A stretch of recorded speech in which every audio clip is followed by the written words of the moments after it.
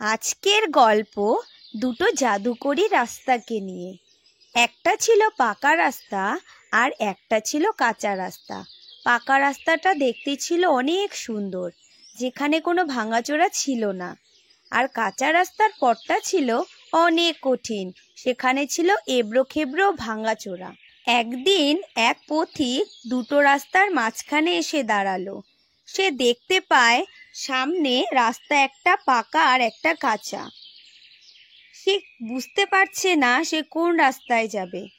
হঠাৎ করে পাকা রাস্তাটা বলে উঠল, হে পথিক, তুমি আমার রাস্তায় এসো। তুমি অনেক আরামে তোমার গন্তব্যস্থলে পৌঁছবে, তোমার কোনো অসুবিধা হবে না।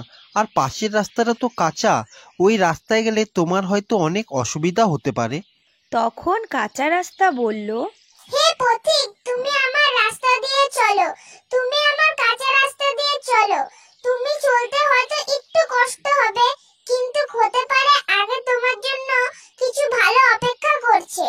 আর অনেক সময় পথটা দেখতে সুন্দর হলেও সামনে কিন্তু বিপদ থাকতে পারে। পথিক তাদের কথা শুনে অনেক চিন্তায় পড়ে যায়। সে বুঝতেই পারে না কোন পথে যাবে। অবশেষে সে পাকা রাস্তাটা বেছে নেয়, কারণ সে কষ্ট করতে চাচ্ছিল না। তাই সে ভালো রাস্তা দিয়ে হাঁটতে থাকে।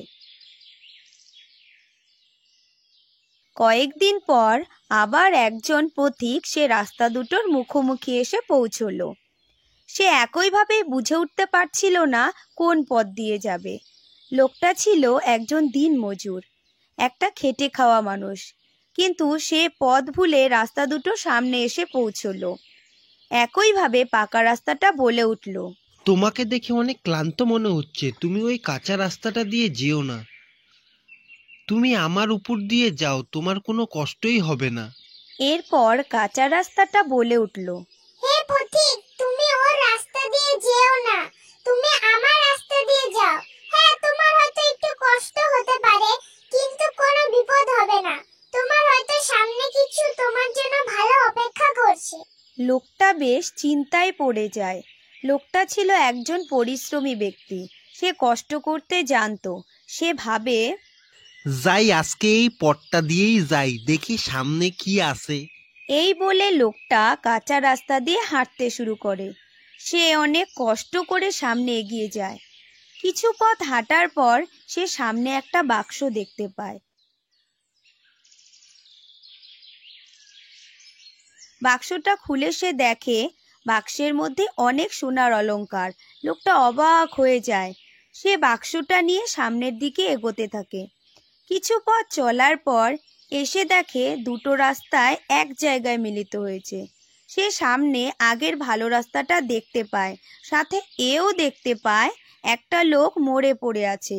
সে বুঝতে পারে ওই লোকটা পাকা রাস্তাটা বেছে নিয়েছিল, কিন্তু তার সামনে ছিল বাঘ।